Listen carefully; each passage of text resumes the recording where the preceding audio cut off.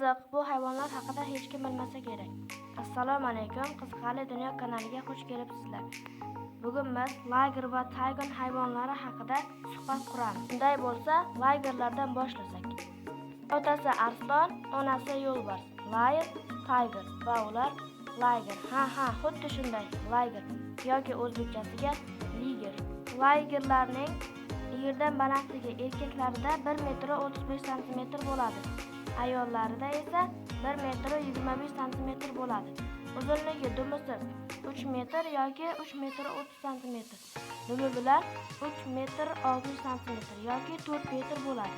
Vazni erkaklarida 350-450 kg, ba'zida 500 kg dan ham oshadi. Urg'ochi ligerlarda 300 kg dan 400 kg gacha bo'ladi. Damatni taygonlarga bersak, taygonlarda ham xuddi shunday, lekin bularning aksariyati bo'lib chiqadi. Otasi yo'lbars, onasi arslon. Tayger, layger birlashsa taygon yoki o'zbekchasiga tigon.